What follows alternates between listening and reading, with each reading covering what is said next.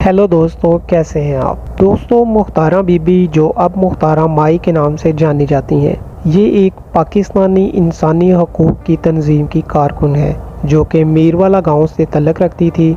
जून 2002 में मुख्तारा माई एक इज्तमाई इस्मत दरी का शिकार हुई थी, जिसे मकामी मस्तोई बलोच कबीले की एक पंचायत ने गैरत के बदले के तौर पर मंजूर किया था।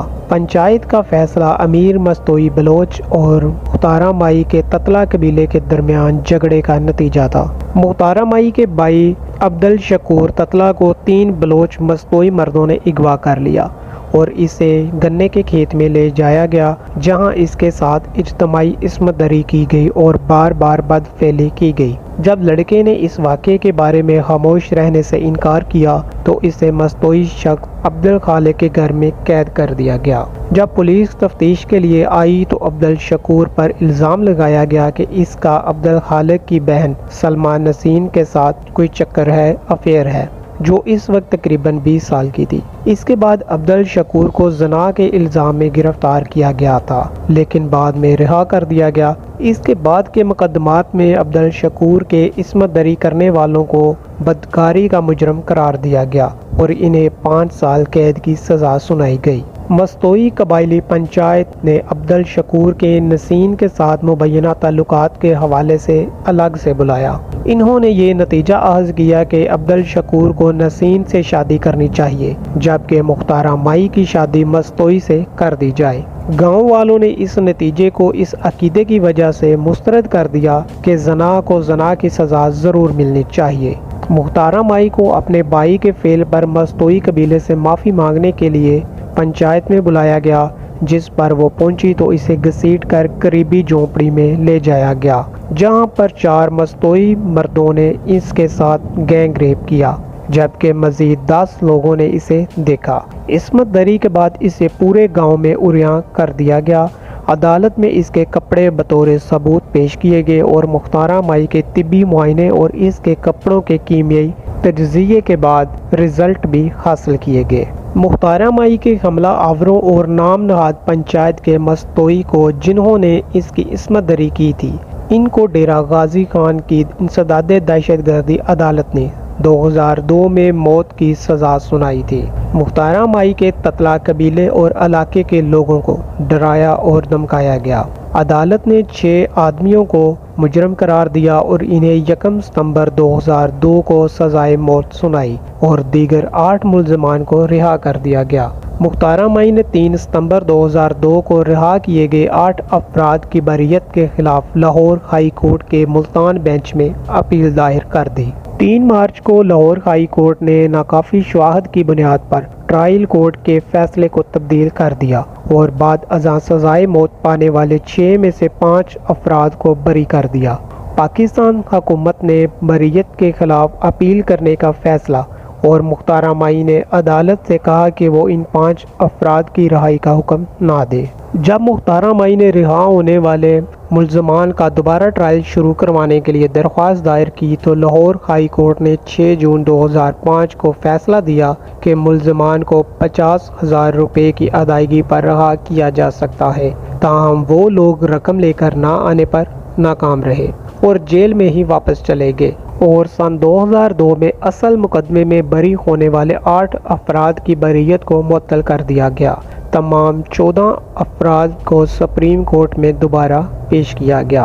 21 अप्रैल 2011 को सुप्रीम कोर्ट ने लाहौर हाई कोर्ट के किए गए फैसले में अल्लादिता गुलाम फरीद, फैज़ मस्तोई और रमज़ान परचार को बरी करने के फैसले को कल अदम करार दिया। ताहम सुप्रीम कोर्ट ने खलील अहमद, गुलाम हुसैन, कासिम रसूल खजूर और नज़र हुसैन को मुख्तारा माई के झूठे इल्ज़ाम में बरी करने की तस्दीक की, लेकिन मुख्तारा बीबी के वकील और हामी इस फैसले के नज़रसानी की दरख्वास्त दायर करने का इरादा रखते थे। दिसंबर 2008 को मुख्तारा माई की मौजूदा वफाकी वजीर बराए दफाई पैदावार सरदार अब्दुल कयूम ने मुल्ज़मान के खिलाफ चार्ज छोड़ने की इतला दी। मुख्तारा माई के मुताबिक वफाकी वजीर ने अपने चाचा गुलाम हुसैन जतोई को अपने घर में बुलाया और मुख्तारा माई को पैगाम दिया कि वो मस्तोई कबीले के 13 मुल्ज़मान के खिलाफ इल्ज़ामात वापस ले लें, जो कि मुख्तारा माई के खिलाफ فیصلے میں ملوث تھے، اور مزید کہا کہ اگر اس نے تعمیل نہیں کی تو اس کے ساتھ سپریم کورٹ کے فیصلے کو مختارہ مائی کے حق میں نہیں جانے دیں گے۔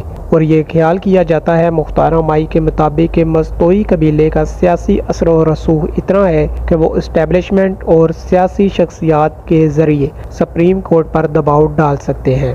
11 جون 2009 کو ملتان الیکٹرک پاور کمپنی نے میروالا میں مختارہ مائی کی خواتین کی فلاح و بہبود کی تنظیم پر چھاپا مارا اور تمام بجلی منقطع کر دی۔ اس تنظیم پر ریکارڈ کے باوجود بجلی چوری کرنے کا جھوٹا الزام لگایا گیا اور انہوں نے اپنے تمام بل دکھائے جو کہ ادا کیے ہوئے تھے۔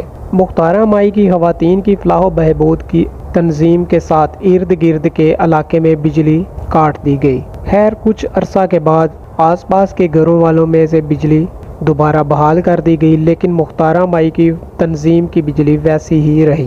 مختارہ مائی کی فلاح و بہبود کی تنظیم کے کارکن ملازمین کے مطابق پاور کمپنی کے حکام نے دعویٰ کیا ہے کہ چھاپے کا حکم عبدالقیوم جتوئی نے دیا تھا۔ وفاقی وزیر برائے دفاعی پیداوار نے اس چھاپے نے مختارہ مائی کی تنظیم کی انسانی حقوق کے اپنے اہم کاموں کو انجام دینے کی صلاحیت میں نمایاں طور پر رکاوٹ ڈالی ہے، جو کہ کمزور عورتوں، لڑکے، لڑکیوں کے لیے خدمات فراہم کرتی ہے۔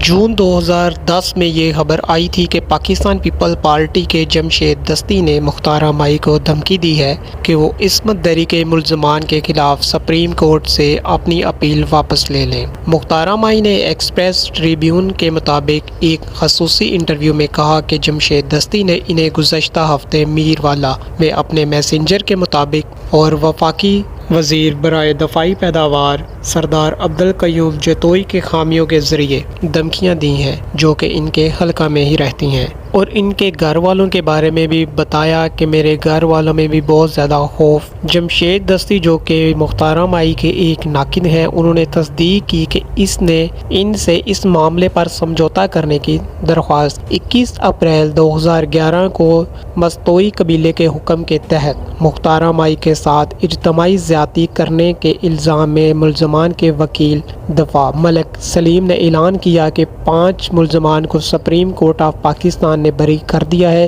جبکہ چھٹے ملزم عبدالخالق کو عمر قید کی سزا سنائی گئی ہے۔ اگرچہ ملزمان کی رہائی مختارہ مائی کو اور بھی زیادہ خطرے میں ڈال سکتی ہے، اس نے اپنے اسکول کو بند نہ کرنے کا عہد کیا۔ سپریم کورٹ کے فیصلے نے بہت زیادہ پاکستانی خصوصاً انسانی حقوق کے کارکنوں کو حیران اور مایوس کیا۔ مختارہ مائی اپنے علاقے میں خواتین کی صحت اور سلامتی کے حامیوں کے لیے ایک علامت بن گئی، جس نے ان مسائل پر قومی اور بین الاقوامی توجہ مبذول کرائی۔ مختارہ مائی نے پاکستانی حکومت کی طرف سے دیے گئے معاوضے کی رقم کے ساتھ ساتھ دنیا بھر کے عطیات کو لڑکیوں کے لیے 2 مقامی اسکول بنانے کے لیے استعمال کیا۔ 2 اگست 2005 کو پاکستانی حکومت نے مختارہ مائی کو بہادری اور جرات کے لیے فاطمہ جناح گولڈ میڈل سے نوازا۔ 2 نومبر 2005 کو امریکی میگزین گلیمر نے مختارہ مائی کو سال کی بہترین خاتون قرار دیا۔